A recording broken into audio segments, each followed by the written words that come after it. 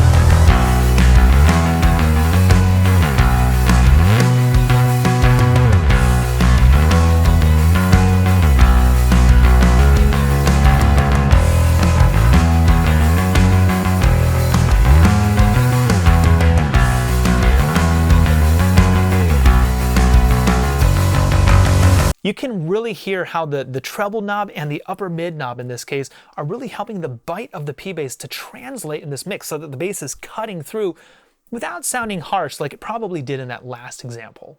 The overdrive is nice and subtle, which in this case is about as hard as I would push it without having a blend knob for the dry signal, which I'll talk a little bit about later. But it's easy to use, it's efficient, and it sounds good, but I would hardly call it a replacement for your overdrive pedals. Let's do one more. This time, let's go with some really aggressive slap playing, something that GK has always been known for.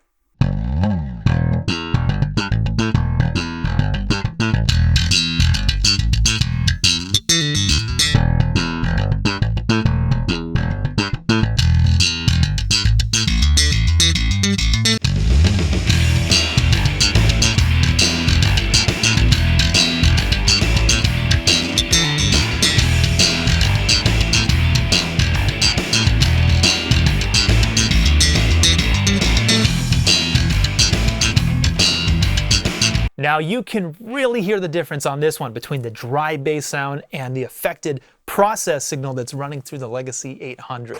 With all three switches engaged, the bump, the contour, and the presence switch, plus a little bit of EQing using the 4-band EQ, I mean, the slap tone absolutely came to life. So if you're making this kind of music and you're in the market for a new head, I would say look no further.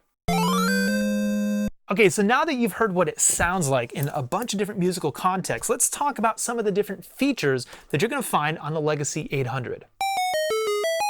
It's got a 4-band EQ and also an overdrive circuit with drive, level, and a voicing knob that lets you choose the frequency range of the drive from a low-mid crunch to, say, a top-end sizzle.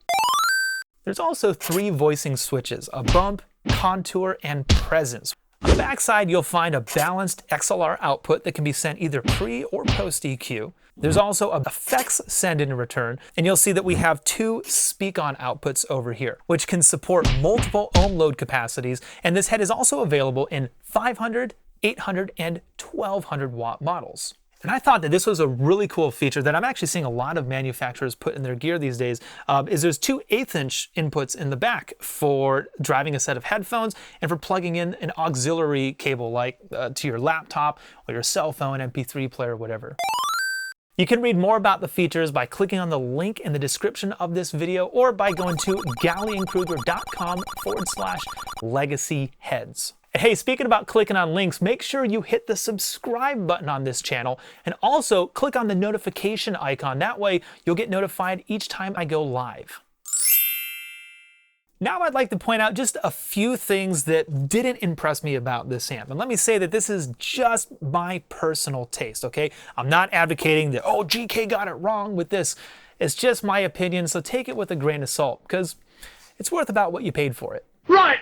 I think there's a little bit too much top end for me. In fact, I don't touch the treble knob at all. It pretty much stays at 12 o'clock, which is flat on most amplifiers. But the very first time that I plugged a bass into the Legacy 800, which just about all my basses are passive, by the way, I played about 3 notes and I stopped and reached for that treble knob and I dialed it back about maybe 30 or 40% just to get it to sound to what my ears would call flat. But again, this might not be a bad thing because maybe you slap a lot, which I don't. Or maybe you play really aggressively with lots of attack, which I also do not. So this very well could be a very good thing for you. But in my opinion, the top end, the sizzle is just a little bit too much for what I do, and it kind of gives it more of a hi-fi, really, really clean sounding bass tone. So again, if you're playing in a cover band and that Earth, Wind & Fire song comes up and you got to get a good slap tone, well, just flip the presence switch and now you've got all the top end that you need. So not a bad thing, just not for me. And as promised earlier, I'm going to talk a little bit about the overdrive circuit, which let me first of all say, I'm really glad that they put one in there. It's great. I like that it's there. It's aggressive, but it's not going to get as heavy as you want, especially if you're going for that thick, like 9-inch nails, end of the world kind of distortion. I honestly think it sounded best when I left the drive and the edge knobs pretty much at 12 o'clock and just adjusted the level to where it was balanced with the bypassed volume. It just gave the bass a nice saturation that would probably help it glue the guitars a little bit better. But if I pushed it any harder than that, I noticed that the bass tone just got a little bit too thin for me to use, which could be avoided if I had a dry knob to be able to blend in my dry, unaffected signal. Which, to be honest, is something I recommend that every overdrive pedal or amplifier have, is the ability to bring back in some of my dry, unaffected, undistorted bass tone. Because here's the thing, when you drive a bass guitar, when you distort bass signal, you naturally lose some of the low end. Trying to fix that with EQ isn't really the way to go about it. Instead, I would just like to bring back in a little bit of my dry sound. That way I can thicken up and make the distorted sound a little bit fuller. Now, I can definitely tell that there is some sort of built-in crossover into the overdrive circuit so that the low lows never disappear completely. However, I want to be able to set that crossover, or I want to be able to determine how much of that dry gets blended back in. Not the manufacturer based on what they deem is acceptable or what they think is appropriate for the music I'm trying to make. But again, just like with built-in compressors, the overdrive circuit is a bonus feature. It's an add-on. So if you don't have any distortion pedals, cool. Now you got one. It's there, it works. It's fantastic. It's just I would like to do a little bit more with it, that's all. Right! So those are my thoughts on the new Legacy 800 head from Gallien-Krueger. I think it's a great, versatile head that checks a lot of boxes that players are demanding from their gear these days. It's light. It's feature-packed, it's versatile, and you got power and headroom for days. And I really, really wanted to give this a 4.5 out of 5, but since it's a little bit too bright for my taste and the overdrive circuit is missing a dry mix knob, I'm gonna give this a solid 4 out of 5. I personally wouldn't hesitate to use this amp on most of the work that I do, and I'm really excited to add it to my arsenal. So GK, thank you for making such amazing bass gear. I can't wait to see what you guys come out with next. Hey, if you like what I do, please subscribe to this channel by clicking on this button right over here. And if you really like what I do, then come hang out with me at thebassist.net by clicking on this button right over here. Also check out the Bassist Podcast. New episodes go live each and every week. And until next time, take care, and I'll see you again here at thebassist.net.